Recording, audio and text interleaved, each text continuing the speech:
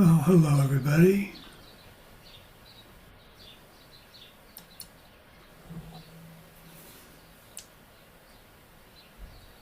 Small class today.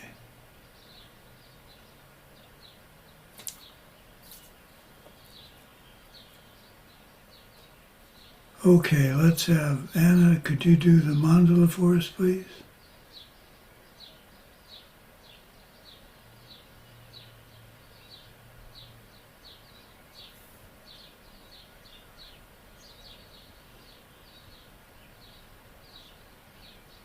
Hello, dear Lama Sumati. Hello, everyone.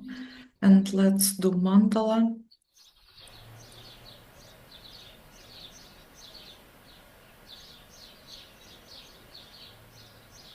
Вот огромная земля, наполненная ароматами благовоний, укрытая покрывалом из цветов.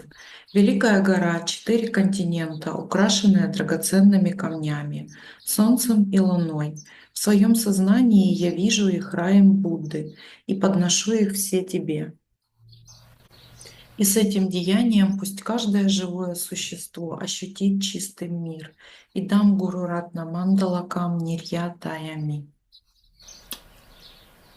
Svetlana, will you do refuge for us, please? I go for refuge to the Buddha, compassion, knowledge, and strength, the Dharma, the enlightened side of truth, and the Sangha, the community of realized beings. From the virtuous meritocrates, from the practice of giving with understanding of emptiness, moral discipline with understanding of emptiness, patience with understanding of emptiness, joyous effort with understanding of emptiness, concentration, and wisdom, may I reach the state of a Buddha for the sake of every living being. I go for refuge to the Buddha, compassion, knowledge, and strength, the Dharma, the light, side of truth, and the Sangha, the community of realized beings. From the virtuous merit I create, from the practice of giving with understanding of emptiness, moral discipline with understanding of emptiness, patience with understanding of emptiness, joyous effort with understanding of emptiness, concentration and wisdom, may I reach the state of a Buddha for the sake of every living being. I go for refuge until I reach enlightenment to the Buddha, compassion, knowledge, and strength, the Dharma, the enlightened side of truth, and the Sangha, the community of realized beings. From the virtuous merit I create, from the practice of giving with understanding of emptiness, moral discipline with understanding of emptiness, patience with understanding of emptiness, joyous effort with understanding of emptiness, concentration and wisdom, may I reach the state of a Buddha for the sake of every living being. Okay. So, let's see. Where do we want to start on this? Oh, rejoicing. Have to rejoice. Let's go with Lydia. What do you have to rejoice in this fine day? Hello, dear Lama Sumati. Hello, everyone. I would like to rejoice that today we were walking in Istanbul with my family, and we had lunch, and old lady came to us. She wanted to sell something to us, but we decided to give her money for her, and my daughter gave her money. And when I go to the ladies' room, I saw that my husband gave pieces of pizza to this old lady. So I'm rejoicing for generosity, husband and daughter. You're in Istanbul now? And also I was thinking the Buddha. Yes. Wow.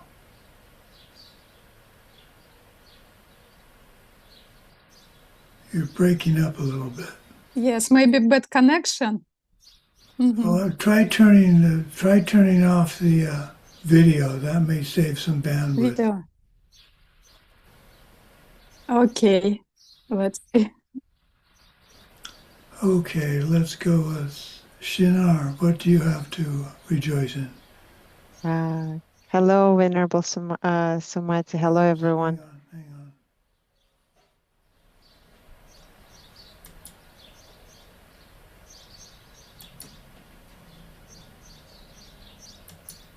Okay. Hello, good morning. Happy Monday, everyone. I'm rejoicing that I have been, this morning, I've been having like maybe jealousy. But uh, and I apply the knowledge that we know, thinking of, is this a conventional truth or ultimate truth? So if I stopped myself and start asking question, is this coming from me? If I'm jealous, if this is coming from me, it means that it is closer to me, it's something that I want and somebody has it. So I can't, it's getting closer to me. If I will feel jealous, it means that I'm pushing that away from me. And if I'm rejoicing, seeing and rejoicing for others, that is getting closer to me. So that's where the ultimate truth is, that I forget.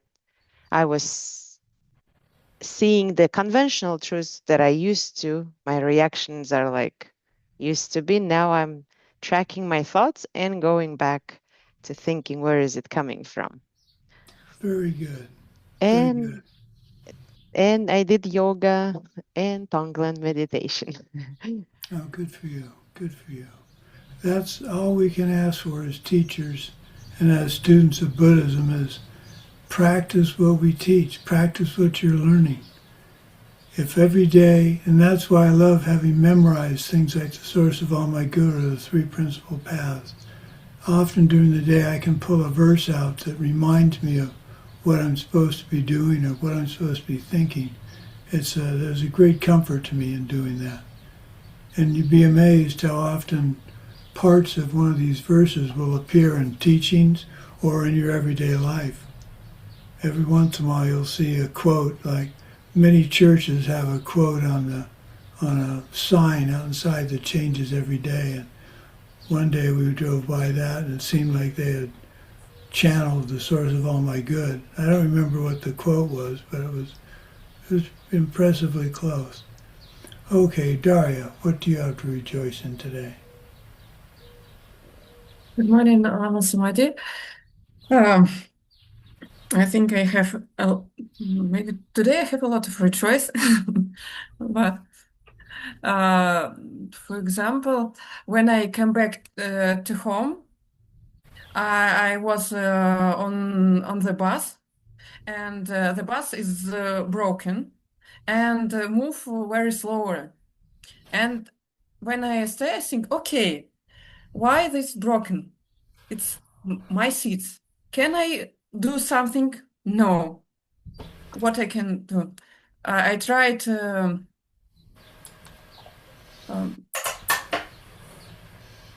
thinking about emptiness and tried to help some woman. And I say, okay, it's awful. This bus is broken. It's not awful because we move. Yeah, yes, it's perfect. When we stopped, I think it's not perfect, but maybe yeah, no, we come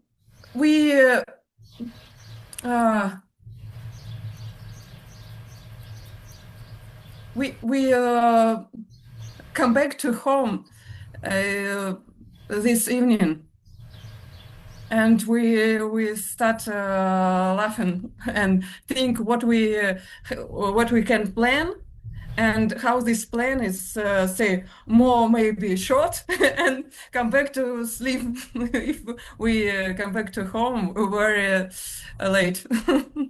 But it's okay. Okay.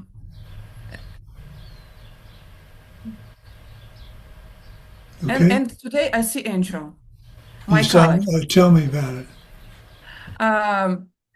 When we moved to metro, some men ask help found the house somehow, and oh no, I'm go to the metro, but she say, wait, I can help you. She opens the map and try to find, and I said, oh, I don't know, it's Angel. I know she is secret Angel.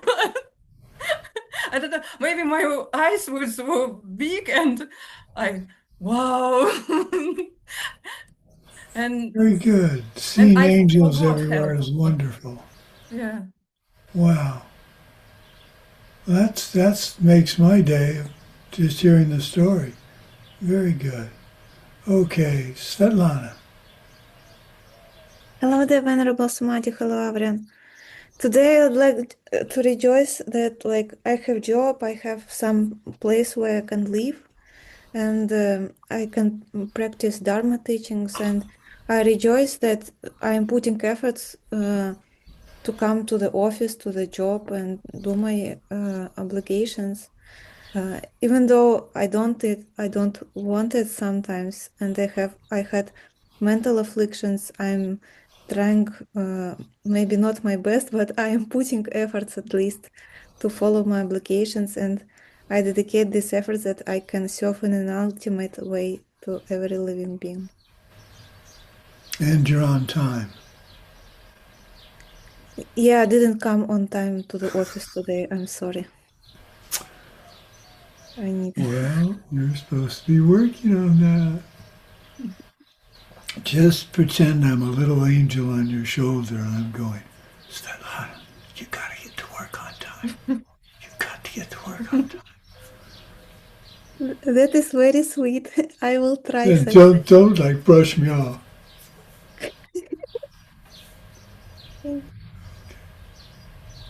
Sometimes I do that with my wife. I don't brush her off, but I pretend she's with me.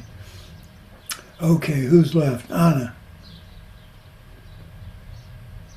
About my rejoicing, I want to rejoice about my weekend. I visited the botanical garden, and I want to share some photos of flowers and in the chat. Very nice walk. It was warm and beautiful and sunny, and I'm so happy that I found time and visited the park. That's my rejoicing for today. I also go through some mental afflictions, but I just go. I take my bag and go through them. Thank you. Okay, that leaves me, I think, right? Well, I rejoice. I was trying to take the tires off my new quad bike and thorn-proof them, make them a little more puncture-proof. And I succeeded in nicking the inner tube and deflating it. And I just said, you know what, I'm going to take this to the store and have them do it. And I tried to undo part of the bike, and I didn't have the device I had wasn't the right size diameter pins, so I couldn't take a snap ring off. I bought a new snap ring plier for relatively inexpensive. It didn't work. Alan Flores, Carlos's son, came over, and he couldn't get his to work. And through the whole thing, I wasn't mad. I was just taking it as it came, and I was really pleased with that, because I've only ridden it twice, and I really was looking forward to riding it this morning, but I've got a flat tire. So I ordered another snap ring plier that has different tips to it, and I'm just hoping for $23 I get the tips I need. If not, then I'll get mad. So, what else?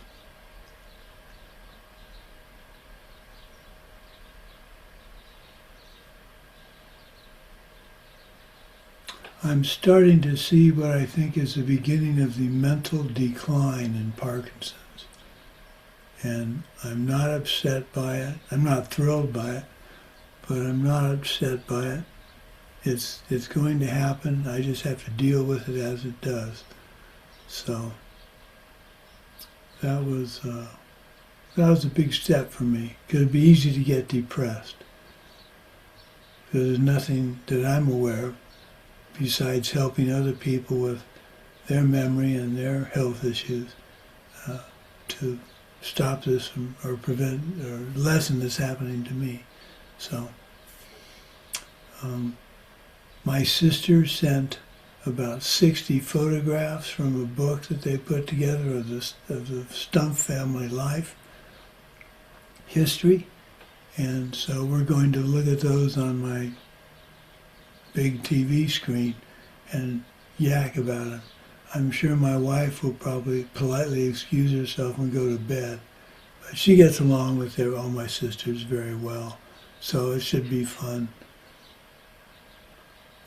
The question is, will there be any berry pie left for my sisters to enjoy? That's what we're having for dessert on my birthday. My wife's favorite pie, favorite dessert. Triple berry pie. You want to make my wife really happy? Triple berry pie is the solution.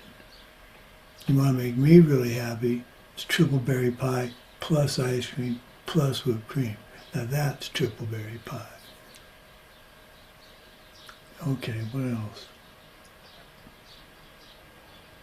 Oh, I didn't want to forget. So this isn't rejoicing. This is just an announcement. Svetlana, did you forward that note I sent you? Okay. I apologize for setting up something that I couldn't come through with. I feel badly, but when I looked at my commitments, I had no choice. So I will think before the end of this class, this course, I will try and come up with a solution. The trouble is, I made appointments for specific times during the week around my teaching. And so this is another thing in my teaching. I can't go earlier. It would be easiest for me would be to go earlier. Let's say get up at 9. But that's, well, 9 would work, wouldn't it? 9 would be 7. Yeah. Let me look at my schedule and make sure I don't have something cooking that I didn't think about. But 7 in the morning. That's interesting. Okay. 7 a.m. my time would be, no, 9 a.m. my time would be 7 p.m. Moscow time. Dear Lama Sumati, I'm sorry. We were thinking about like evening your time, like 9 p.m. your time and 7 a.m. Moscow time, like this. Oh, 9 p.m. Arizona time. Or 8:30 p.m. or Yeah, something. but 7 p.m., 7 a.m. is interfering with getting to work? No? No, 6 or 7 a.m. for Russia is okay. In Moscow zone, it's like 8 or 9 p.m. in Arizona. Okay, so if I do 9 p.m., that's 7 a.m. Let me think about this. Thank you, that's a good idea. Let me think about this. Yeah, I'll make a note, I'll think about it. Okay, what else do I have to rejoice in?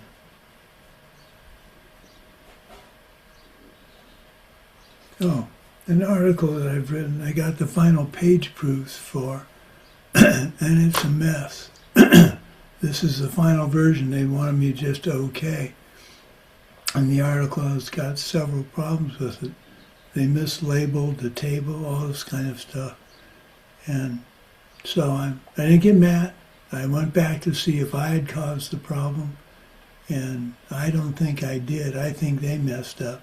So instead of getting angry and saying, you guys messed up, I said, I'd like to substitute this table for that table. I'd like to put this sentence in, etc. So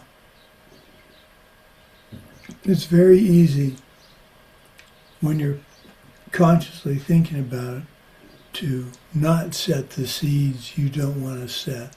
It's when we get reflexive and habit, our habitual response, that we have problems.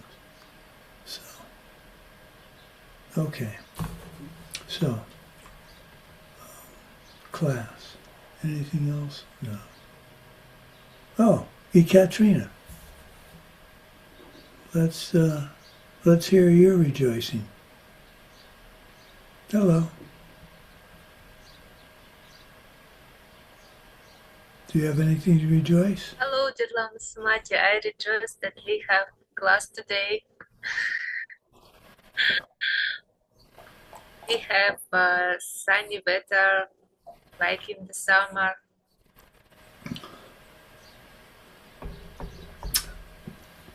I rejoice that I visit the class, open class, yoga studies institute class today. Good. I rejoice that I can anticipate getting a postcard from Dharamsala.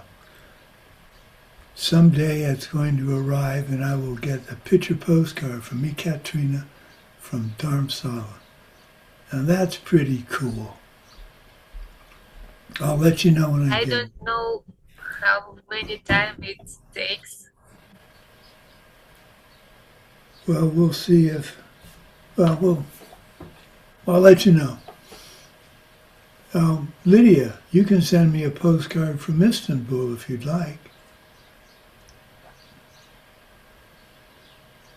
Of course, we can do. Okay, I will make a note here to email. You don't have my mailing address, I don't think. Holy Lama, I can bring it you to Armenia. Oh, Is it good idea? no, I'd like to, can you mail it from Istanbul? That's more fun. Ah, okay. I will do it. Okay, I'm going to give you, I don't have. I'll give you my address in an email after class. Okay, thank you. Oh, that'll be fun. Back before the internet, I was writing my first book on the submarine program, and there was no internet, so the only way I could get pictures and interviews and written material was by U.S. mail. And so we still had our dog then, and did we? No, we didn't. We didn't have our dog. She'd already passed. But I could see my mailbox. Our house was on a slight rise, so I could see the mailbox, and I could use binoculars to see if the mail had come. And it was a big event every day. The mail's here. I might have pictures. I might have interview material sent to me. It was quite fun. You can tell I lead a pretty dull life if that kind of stuff makes me happy, but it does. So, okay, let's get on with class.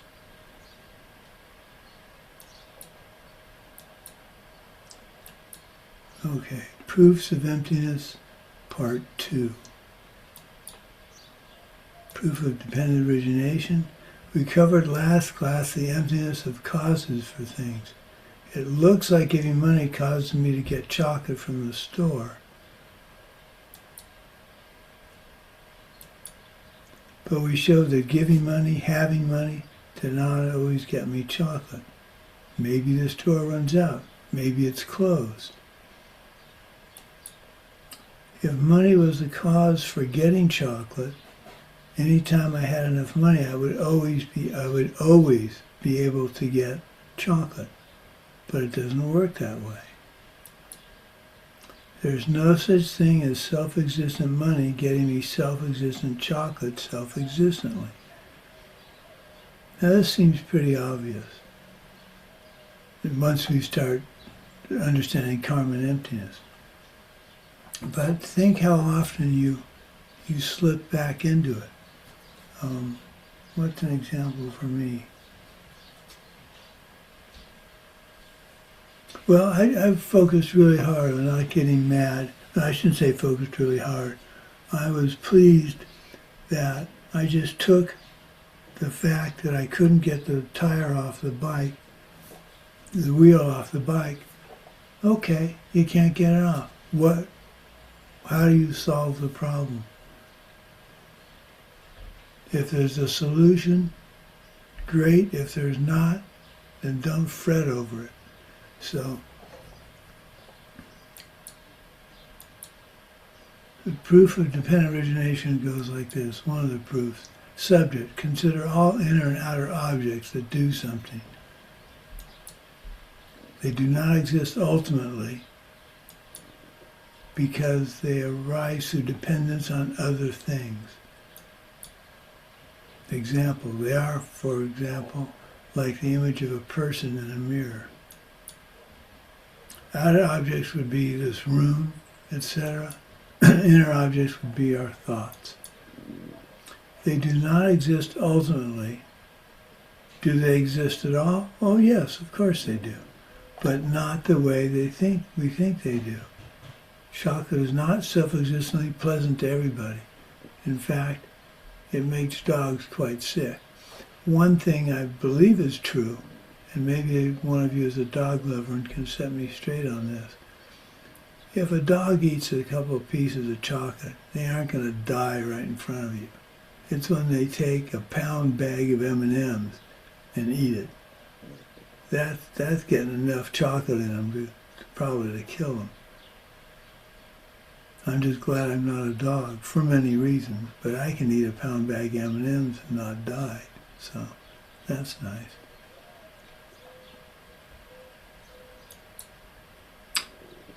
Why do I like chocolate? Because my mind is forcing me to see it as pleasurable. Why is that? Because my karma ripening for giving pleasure to somebody else. Things do exist in a relative way, but they do not exist independent of one's projections forced by karma ripening. Now, just occurred to me, I don't really like the word forced by karma ripening, caused by karma ripening. Force sounds aggressive to me, but cause sounds a little more benign. So we review the three schools' view of dependent origination.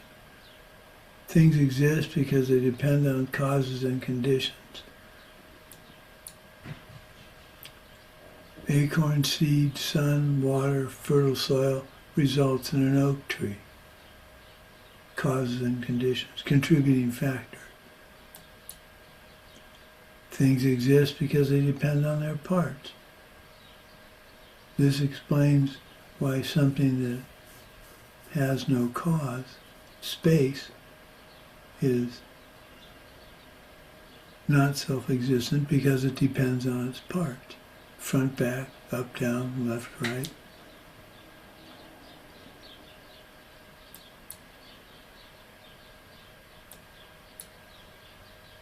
Things exist merely in dependence upon your thinking of a collection of parts in a certain way, which is forced on you by your past karma.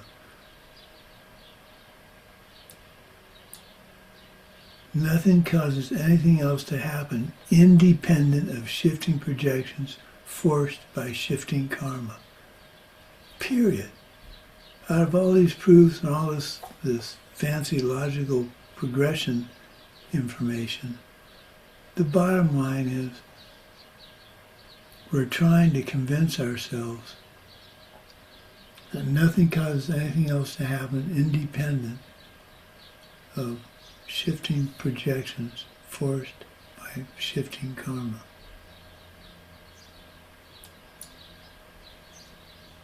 In our ignorance, we expect things to cause other things the way that we want them to, without having any responsibility for the outcome.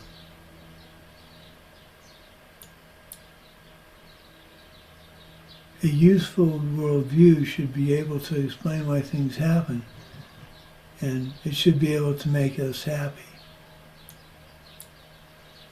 Our conventional worldview does neither.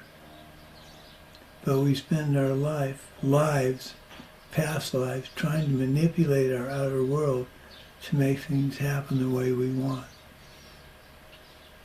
Now, it can get depressing thinking about this. Thinking about, woe is me, I have no way out. But you do. Because things are empty, you can change them. Now, you can't necessarily change them instantaneously, although that can happen. And it doesn't even have to be Tantra. It's karma ripening. If you set the conditions necessary for a karma to ripen from 10 lifetimes ago, for you to get the transportation you want, it could be a fancy new car. But you have to have set the seed in place before. You can't do it right now and expect it to ripen instantaneously. I think it would be interesting to find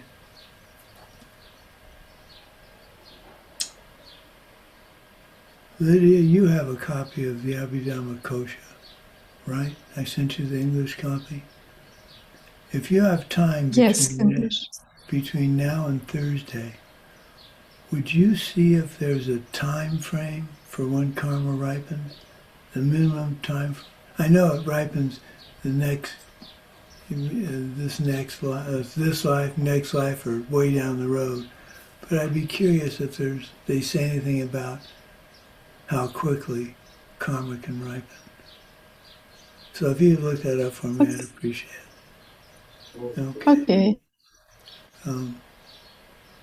I gave Lydia a copy of Geshe-la's translation of the Abhidhamma Kosha.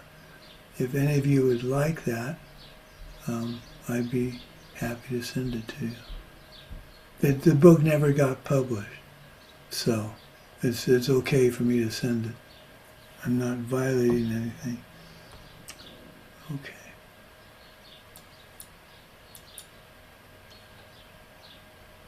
So back to the proof. It's like the reflection of a person in a mirror. The reflection looks like a person, but is not. And the reflection can't happen without the mirror or the person.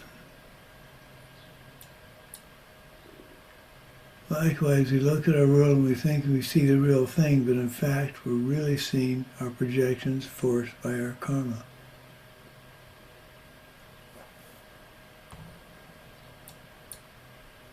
To understand our world precisely, we must be able to explain each element of its conventional functioning. The proof of neither stopping or staying or stopping demonstrates the emptiness of results.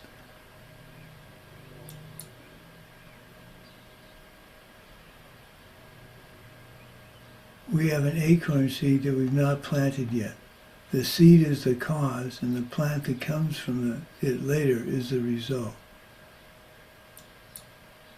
Holding the seed in your hand, does the result exist yet? No, there isn't a plant. It appears that something which did not exist begins to exist because of its causes. But at the time of the cause, a result did not exist.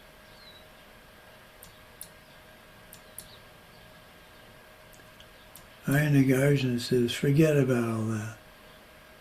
It is not true that the result did exist at the time of the cause. It is not true the result existed at the time of the cause. So you have a cause, the result can't exist at the same time because it hasn't been caused yet. But it's also not true that a result did not exist at the time of the cause. Now, we're going to get to the punchline in a minute. It's also not true that the result both existed and did not exist at the time of the cause. And it's not true that the result neither existed nor did not exist at the time of the cause.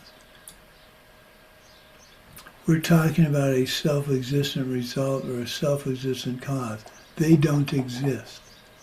So these four sentences make sense if you substitute in self-existent.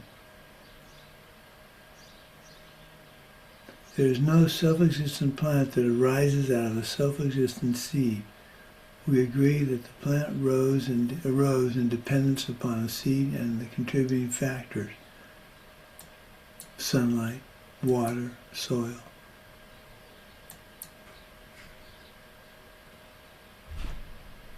The result was already there at the time of the cause? No. The result not there at the time of the cause? Self-existent? No. That both was and was not there? It was neither there or was not there.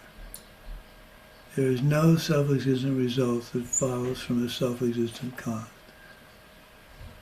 Now, I'll be frank. I don't know why we go through these proofs on a simple statement like this. Makes perfectly good sense to me. I think it's because we need to approach this subject from so many different angles, because we thought the world existed in the wrong way for so many lifetimes.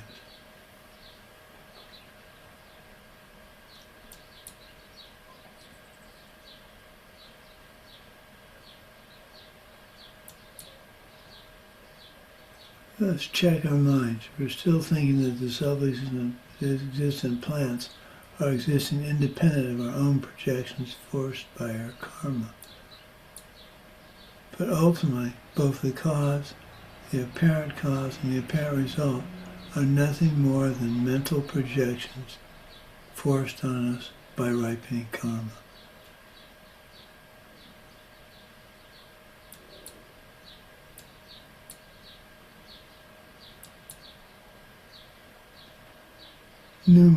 There were non-Buddhist schools of ancient India. They believed that the result existed at the time of the cause. This was due to the fact that a creator being created all cause and effect and results of the very beginning, from the very beginning. And so the cause simply reveals what was there all the time. This would be saying that the result was already there before it was caused. Some Buddhists believe a result can have a nature of its own. That chocolate could occur on its own.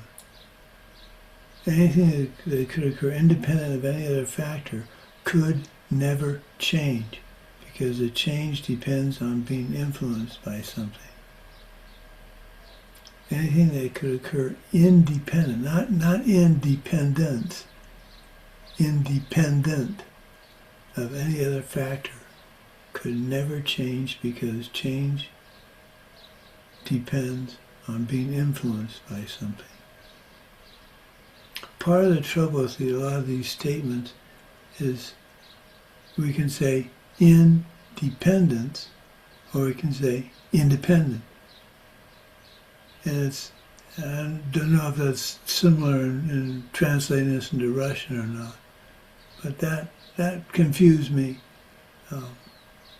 when I was listening to lectures, because Geshe saying independent and independent was something I didn't catch on to for a long time. You cannot create anything that will never change, because to create something means to make a result of a cause.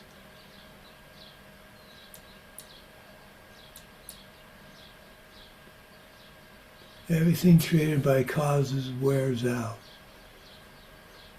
Now that's an interesting statement. Everything created by causes wears out.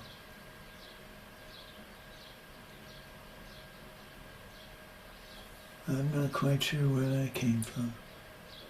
We have shown the cause of getting chocolate depends on our projections. We've also shown getting chocolate is also dependent on our projections.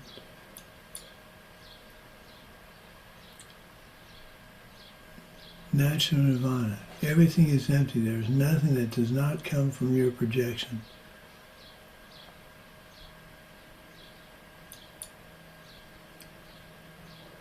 Natural nirvana only refers to the emptiness of everything. Samsara and nirvana are equivalent. They're exactly the same in their emptiness. They are both not self-existent. So in that way, they are the same. Master Shantideva says there's no difference in their real nature, i.e. their emptiness, between reaching nirvana and not reaching nirvana. Both are projections forced on us by our past karma ripening.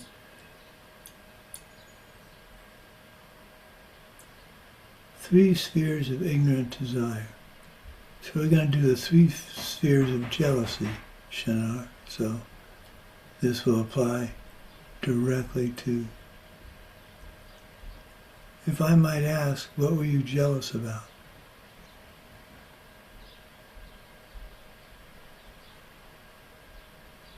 You said you I was jealous that someone is successful and better than me.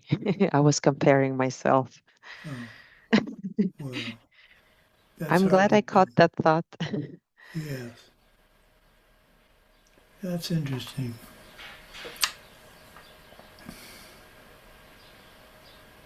I'm just trying to think.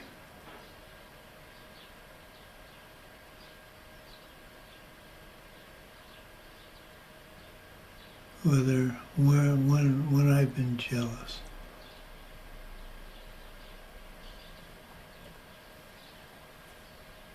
Well, my wife is a much better teacher than I am. And I'm envious, perhaps. I'm proud of her, but I'm not jealous. I'm thankful she's available to help me figure out stuff as I start my mental decline.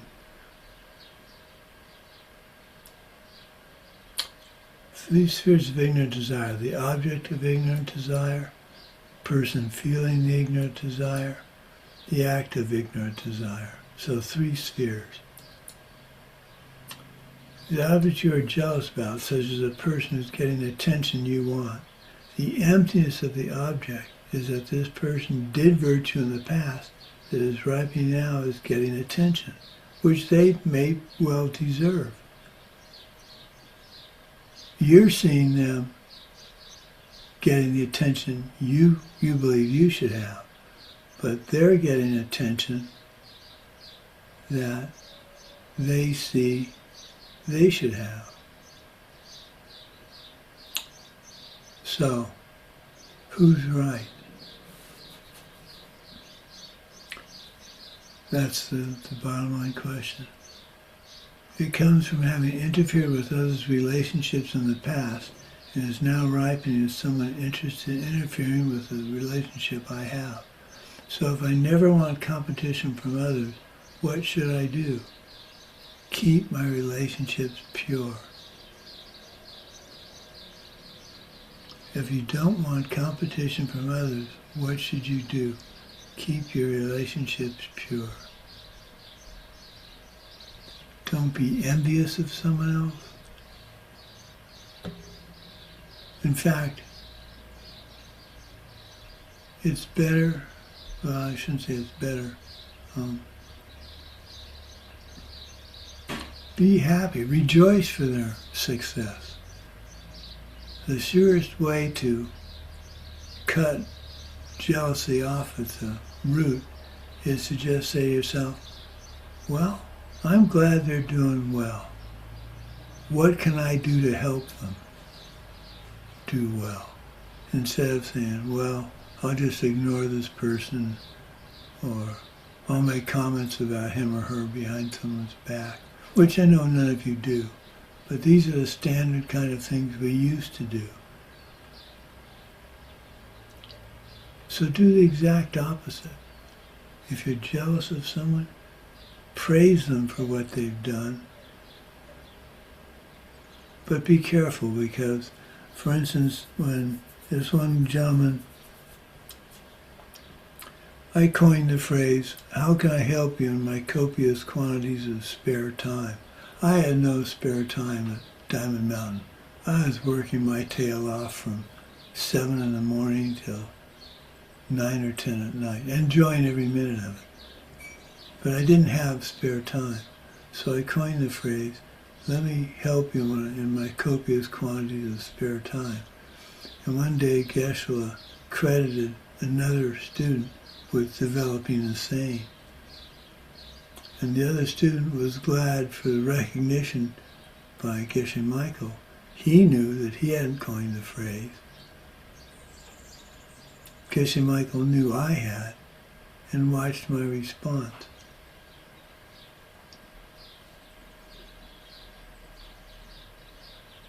That seems pretty trivial, but jealousy grows and poisons our world.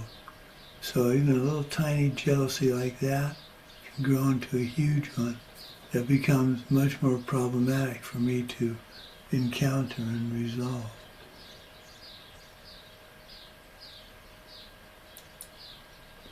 The emptiness of me who is jealous, I must have caused jealousy in another in the past in order to have the projection of it ripen now.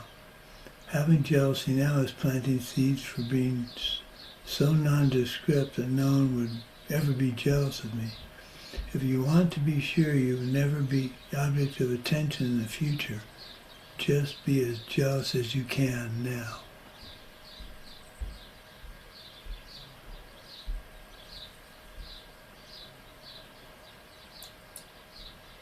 The act of jealousy, its emptiness, is that the event causing the jealousy is a result of having been jealous in the past. So it can perpetuate or it can stop. You do 4 powers. Well, for me, I need to do a 4 powers for my mistaken commitment.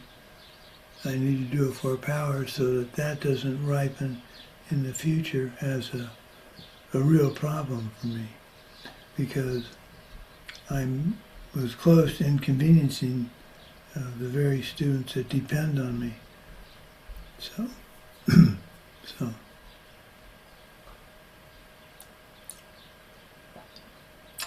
if we understand about karma and emptiness, the last thing we want to do is anything which would perpetuate or make reoccur the unpleasant experience. Likewise, if we understand karma and emptiness, we would want to do the very things that would perpetuate the pleasant and happy conditions we have. So, something happens you don't like, trying to figure out the how and the why. I've always found that to be quite, not soothing, comforting. With my knowledge of karma and emptiness, our knowledge of karma and emptiness, we should be able to take a situation and dissect it right there for what it is, the how and the why.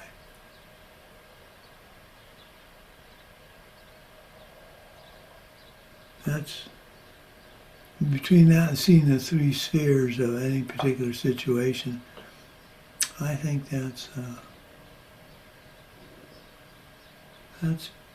pretty close to hitting the nail on the head.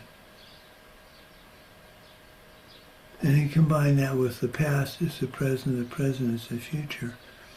You've got a pretty powerful package of things to remember in any given situation.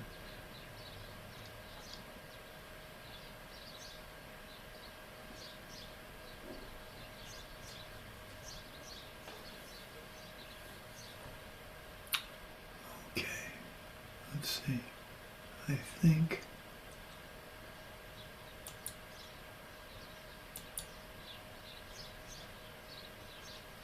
we just must train ourselves to recall the emptiness of the 3 spheres in any situation and think of karma, causes, and results. We must react with kindness and compassion. Tsongkhapa said the trick is to spend most of one's time asking one's heart teacher for blessings to be able to succeed in one's practice. Asking for blessings means asking for help to increase one's spiritual capacity. They can only guide you. They cannot increase your capacity in any other way. So you ask Geshe Michael for a blessing. He can't touch you on the head and take away your debt. If he could, he would have. But he can increase your spiritual capacity by teaching you such that the debt will be repaid and you won't get in debt again. My brother, when he graduated from high school, from college. No, high school. College. He went on a 4-month trip around Europe by himself. I'm really proud of him. That's just amazing. But he got in debt, and he had to work all that debt out at 18% interest. But he's done okay. He's quite wealthy now. Okay. That's it for today. So, that's class 9. Then we have class 10, and in class 10 I'll assign, who's going to participate in the review of the final review? Okay, we've got Svetlana. Who else? Okay, Lydia, Ekaterina. Anna, raise your hand. Here's Anna raising her hand.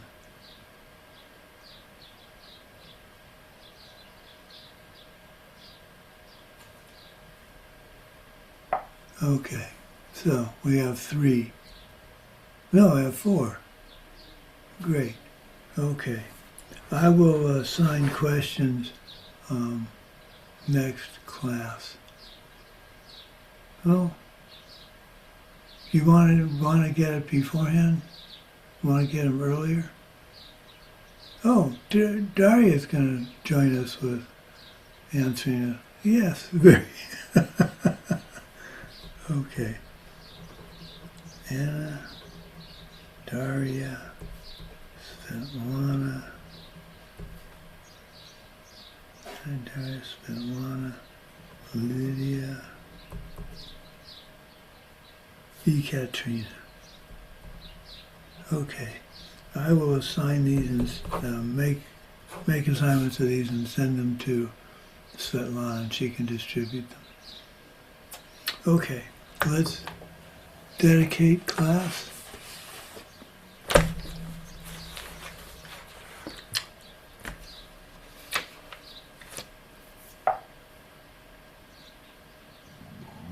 O Gurus, Buddhas, Bodhisattvas, please listen to what I now say. Just as all the previous Sugatas generated the mind of enlightenment and practiced in accordance with Bodhisattva precepts, so shall I too, in order to benefit all that lives, give birth to bodhicitta and follow its precepts.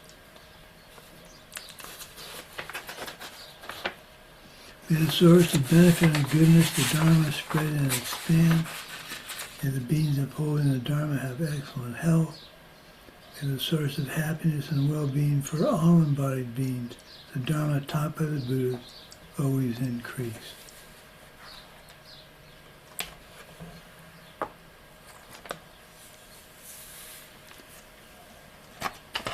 Okay, well, the next time I see you, I will be a year older. That's going to be fun.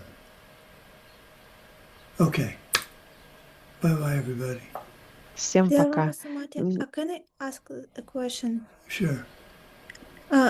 It may be some kind of emotional, like I understand we need to find refuge, but the question is, What, like, if we are studying karma and emptiness, and like we can Когда plant мы seeds изучаем to become happy, successful, etc. But what if we keep planting seeds and we don't see results? And if even karmic ripening is getting worse than it was before we got wisdom, how to not discourage ourselves in our efforts on planting seeds? Well, that's the 500 ruble question. What's 500 rubles? Is that like 20 cents? Okay, it's a multi-thousand ruble question.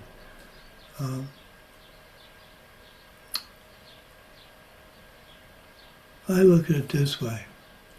I do not know how much worse my Parkinson's could be if I didn't have the attitude I have now, where it's my fault that it happened and I need to deal with the consequences. I could be depressed. I could have committed suicide by now if I didn't have the Dharma helping me understand what's going on with Parkinson's. So anytime you get depressed and think things aren't happening quickly enough or it's not fair, just remember that if you can do something about it, do.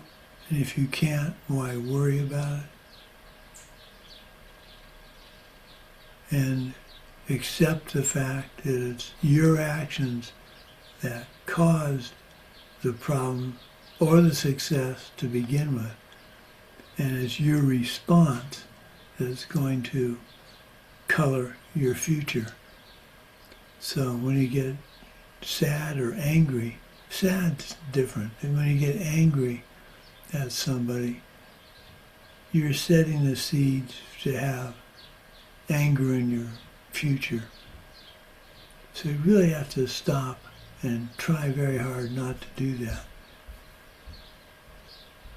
It's not tangible in the sense that, okay, if I don't get mad today, a month from now, I want to see my boss angry at me.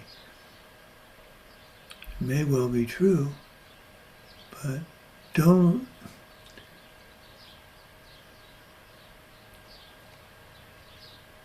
set the seeds by acting in the present for your future without dealing with the issue of how soon is this going to work for me.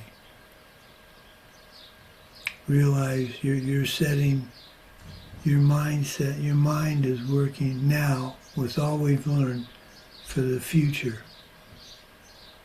The present you can do so little about, but you can react with wisdom and make your future be a glorious thing.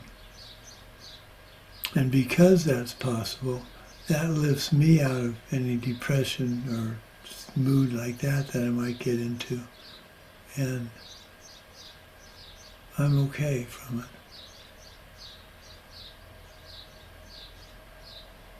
We tend to think of the downside of karma instead of the upside.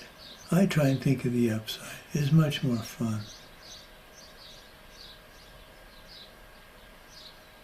Okay, Lydia, I owe you my address. I'm going to take care of that right now. Thank you very much. It won't be a problem for you to mail me a postcard, will it?